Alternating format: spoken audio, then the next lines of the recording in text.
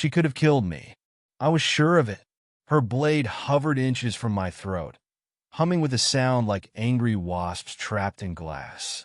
I could see the faint reflection of my terrified face in its curved, obsidian surface. I didn't even dare breathe. The assassin stood over me, silent, her alien form backlit by the shattered remains of the lunar outpost. Her armor was blacker than shadow, shifting like liquid when she moved, and her eyes, glowing pools of gold, burned with something I couldn't name. I'd heard of her kind, Sicari, professional killers from the far reaches of the galaxy, known for precision and ruthlessness. She was supposed to end me. She had already taken down the others, my team, the guards, every one of them gone in minutes. And now here I was, kneeling on the cold metal floor, waiting for death. But it didn't come. Her eyes flickered, her grip on the blade loosening slightly. She tilted her head as though studying me. And then, without a word, she stepped back. The blade folded itself away into her armor with a faint hiss. "You're sparing me?" I croaked, my voice cracking from disbelief. She didn't answer. She turned and walked away, her footsteps impossibly silent. Moments later, she vanished into the darkness of the ruined outpost, leaving me alive among the dead. The days after the attack were a blur.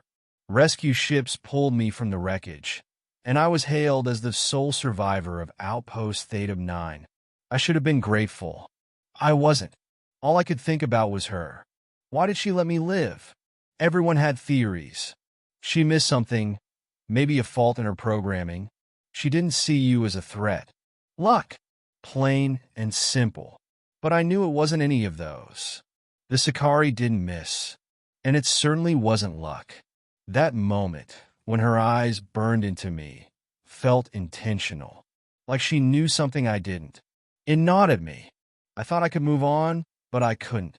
Months passed, and I found myself digging into classified reports, following rumors of Sicari movements.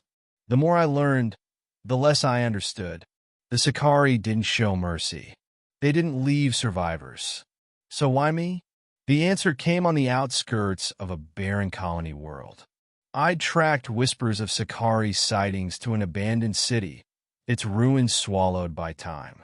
As I wandered through crumbling streets, I felt it, that same hum I'd heard on the outpost. I turned, and there she was. She stepped out from the shadows as if she had been waiting for me. Same liquid black armor, same burning gold eyes. "You," I whispered, my voice barely carrying. "Why did you spare me?" Her head tilted, the same way it had before. This time, she spoke. Her voice was smooth, but layered, like a song sung from across the void. "You are not ready to die." "Not ready?" My voice rose with frustration. "What does that even mean? You killed everyone else. Why not me?" She said nothing, just turned and walked away again. I wasn't letting her go this time. I followed, stumbling over debris as we moved deeper into the ruins. "Hey, you owe me answers." "You are unprepared," she said finally, her voice echoing through the empty streets. "For what?" She stopped suddenly and turned, her golden eyes narrowing. "For what comes next?" She led me to an underground chamber, ancient, alien, and alive with faint energy that pulsed through the walls. In its center was a massive machine, a gateway. I couldn't begin to understand it, but the hum of its power vibrated in my bones. "What is this?" I asked, awed. Her gaze didn't leave the machine. "The end and the beginning. What does that have to do with me?" She stepped toward me, and for the first time, I saw something like hesitation in her eyes. "Your people call us assassins," she said, "but we are not hunters. We are wardens. We exist to preserve the balance between worlds." I frowned. "Balance? What balance?" She gestured toward the gateway. "There are forces your kind does not yet understand. Ancient, hungry things that awaken between the stars. I was sent to eliminate your team because you were close to waking it. Too close. My blood ran cold. You're saying you killed them to protect us? She didn't flinch. To protect everything. Your team's discovery would have brought ruin. Then why didn't you kill me?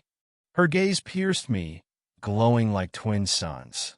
Because you are the anomaly.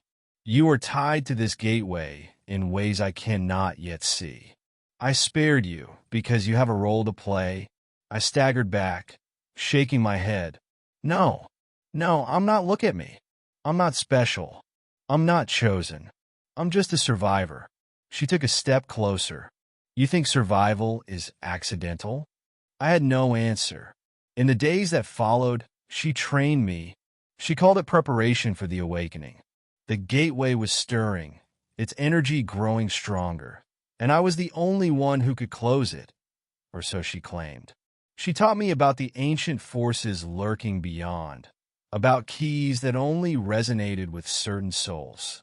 Mine apparently was one of them. I didn't understand it. I didn't want it, but the gateway didn't care what I wanted. The day it began to open, I felt it in my bones. The ruins trembled, energy crackling through the air like an oncoming storm. The assassin, my warden, my guide, stood beside me, calm and resolute. You must seal it, she said. The choice is yours. I looked at the gateway, its core a swirling void of light and darkness. I didn't feel ready. I wasn't ready, but her words echoed in my mind. You think survival is accidental? I stepped forward.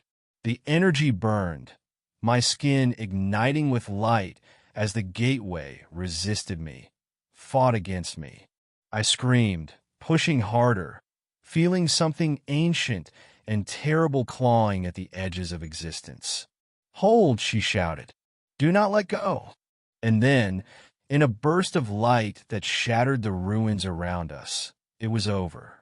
The gateway collapsed, sealing shut with a thunderous finality.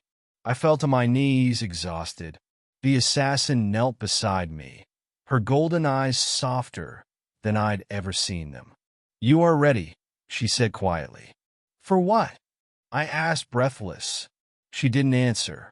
She only stood, her form shimmering as she turned to leave.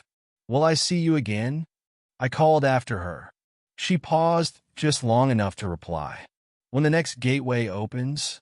To this day, I don't know what I am, why the gateway responded to me, why she spared my life. Maybe I was chosen. Maybe I was just in the wrong place at the wrong time. All I know is this.